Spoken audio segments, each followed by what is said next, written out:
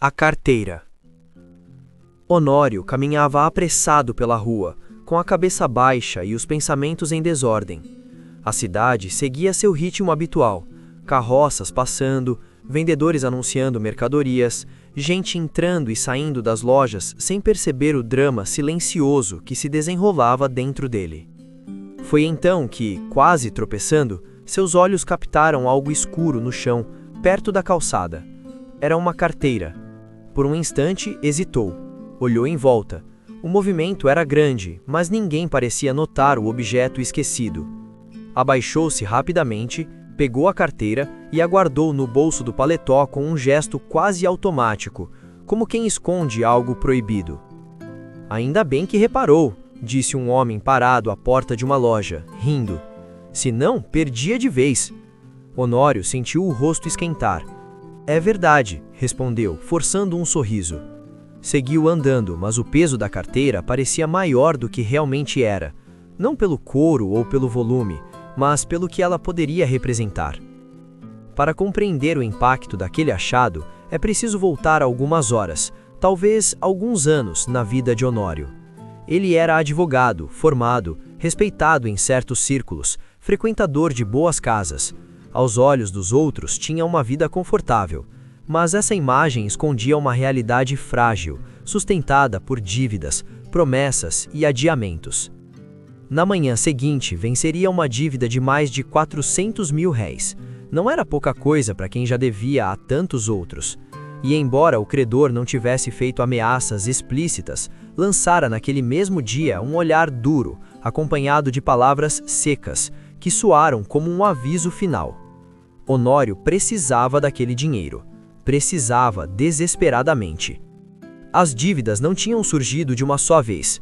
Foram se acumulando aos poucos, quase sem que ele percebesse. Primeiro ajudando parentes próximos, movido por um senso de obrigação e afeto. Depois, tentando agradar a esposa, Dona Amélia, que se sentia cada vez mais presa à rotina doméstica e solidão. Vieram os bailes, os jantares, as visitas frequentes. Vieram os vestidos novos, os chapéus elegantes, os pequenos luxos que pareciam inofensivos, mas que juntos formavam um rombo no orçamento. Para manter as aparências, Honório começou a comprar fiado, depois a pedir emprestado, sempre acreditando que no mês seguinte tudo melhoraria. Mas não melhorava. O trabalho diminuíra. As causas eram poucas, os honorários menores ainda. Alguns clientes atrasavam pagamentos, outros simplesmente desapareciam. Recentemente perderam um processo importante, no qual depositara grande esperança.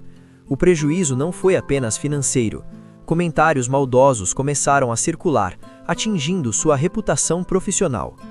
Nada disso chegava aos ouvidos de Dona Amélia. Em casa, Honório vestia uma máscara de tranquilidade. Ria alto, contava histórias exageradas, respondia às piadas do amigo Gustavo com ainda mais ironia. Gustavo, colega de profissão, era presença constante na casa.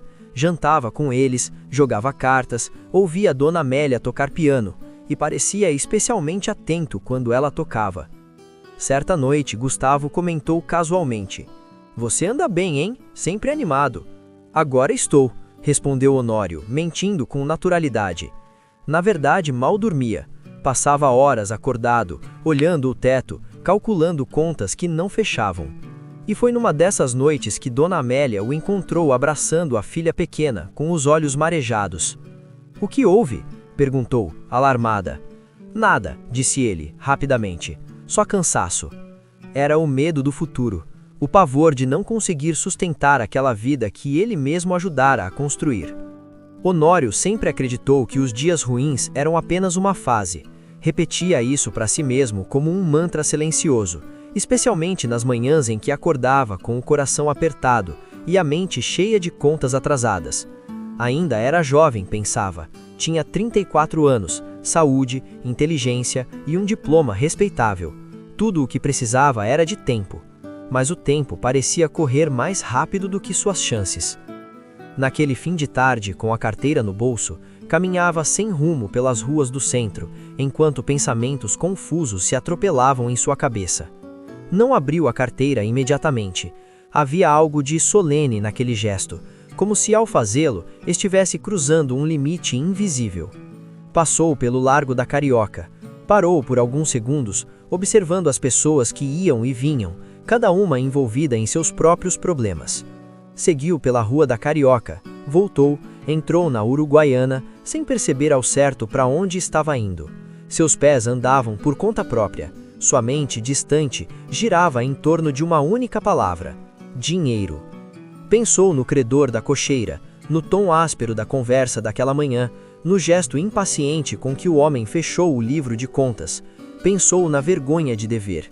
Pensou na humilhação silenciosa de prometer pagamento e não cumprir. Entrou num café quase por acaso. Pediu alguma coisa sem prestar atenção ao que era. Encostou-se à parede, olhando para a rua, tentando organizar seus pensamentos.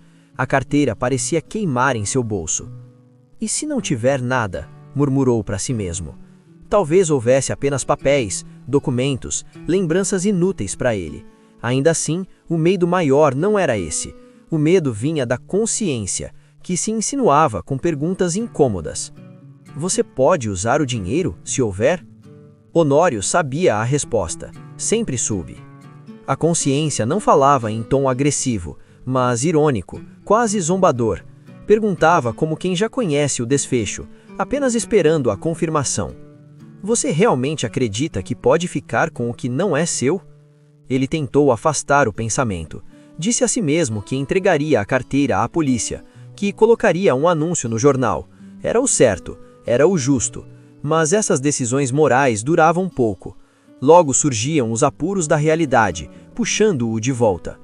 Se fosse você quem tivesse perdido, sussurrou outra voz dentro dele, alguém devolveria? A ideia era cruel, mas eficaz. Deu-lhe uma ponta de coragem. Ainda assim, demorou a abrir a carteira. Quando finalmente a tirou do bolso, fez isso com cuidado, quase às escondidas, como se alguém pudesse observá-lo. Abriu-a. Suas mãos começaram a tremer. Havia dinheiro. Muito dinheiro. Notas grossas, bem dobradas, organizadas com descuido. Reconheceu de imediato 2 notas de 200 mil réis. Viu outras de 50, de 20. Não contou, mas fez um cálculo rápido. Aquilo passava facilmente de 600 mil réis. Era o valor exato de que precisava. Sentiu o coração acelerar. Um calor estranho subiu-lhe pelo corpo. Fechou a carteira rapidamente, como se tivesse cometido um ato proibido. Guardou-a de novo no bolso, temendo que pudesse perdê-la, ou pior, que alguém percebesse o que ele carregava.